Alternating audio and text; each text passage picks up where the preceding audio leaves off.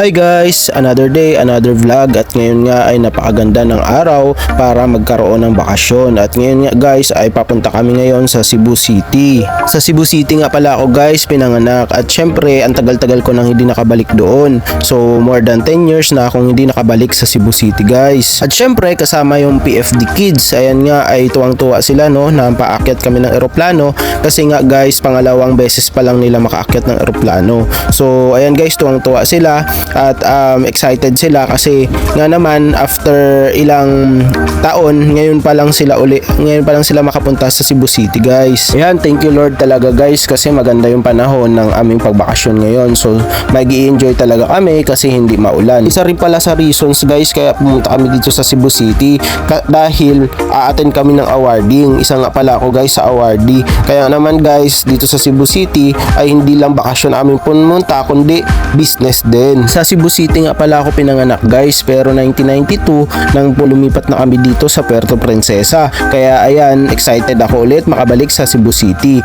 At syempre guys, ngayon naman ang topic natin ngayon ay yung mga facts ng Cebu City guys. Ayan, historical significance. Ayan, dito nga pala guys sa Cebu City ang first Spanish settlement, 'di ba guys? Si Lapu-Lapu at saka si Magellan, 'di ba? But alam nyo ba guys na sa ang Cebu City was the first Spanish settlement in the Philippines established in 1565 by Miguel Lopez de Legazpi.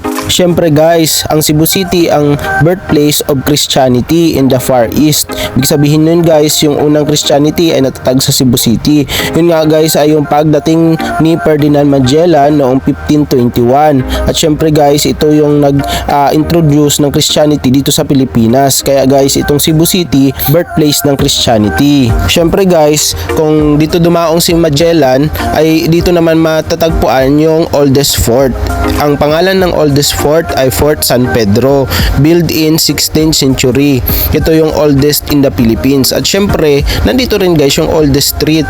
Yung pangalan naman ng street na to ay Colon Street. Ito yung oldest street in the Philippines din. Kaya guys, maraming cultural and natural attractions dito, katulad ng Basilica Minor del Santo Niño.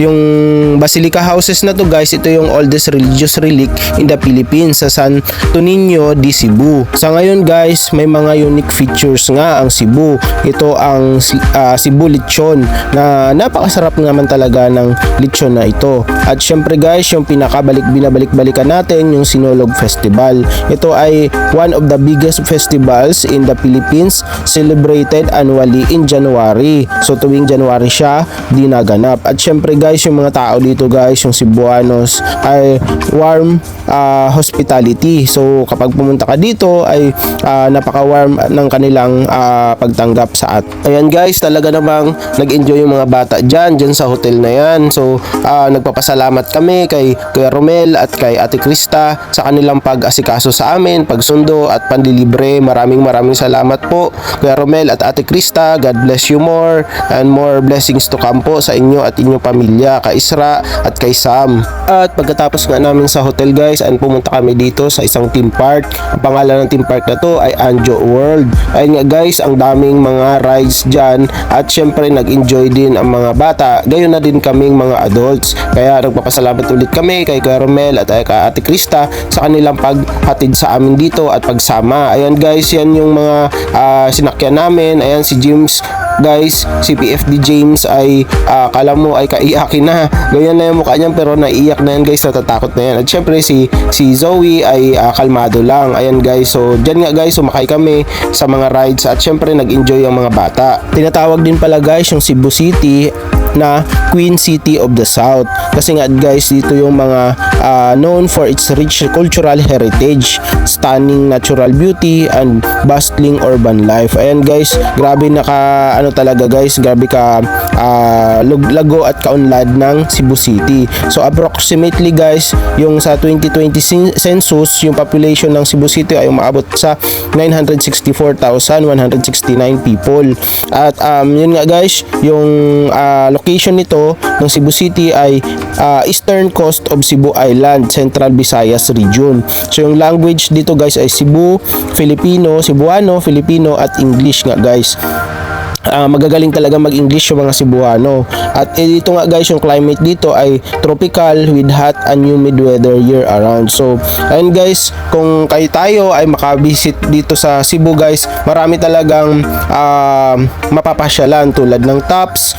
Yung Taps yun guys ay pupunta dun sa taas ng bundok at makikita yung buong Cebu City. Gayon din ang Cebu Safari guys. So ayan, abangan nyo guys yung vlog namin about Cebu Safari. Kaya guys, dito yung mga bata ay enjoy na enjoy. Ayan, kung ako nga talaga guys sumakay dyan ay okay na sa akin isang beses, pero grabe talaga tong PFD Kids, gusto pabalik-balik. Syempre guys, nakakahilo yan, yung Viking rides na yan. Yung tawag dyan guys ay Viking. So pabalik-balik guys, para kang dinuduyan, pero grabe kataas at grabe ka bilis din yan guys. So maraming rides dito na pwedeng sakyan, pwedeng nyong ma-enjoy at pwede nyong puntahan.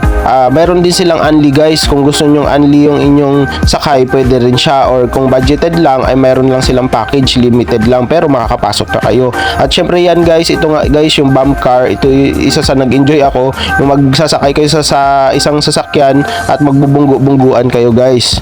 Mahaba lang talaga yung pila dyan guys bago kayo makasakay, kasi nga ang daming gusto sumakay. Syempre guys, dito naman basaan din naman guys, nabasa talaga ako dito guys. Kaya kung sasakay kayo dyan, kailangan nyo magdala ng extra damit, kasi kung hindi kayo magdadala ng extra damit ay uuwi kayong basa. Ayan guys, dito muna nagtatapos ang ating vlog. So maraming salamat po sa inyong lahat. Love you all. To God be all the glory. Bye bye you.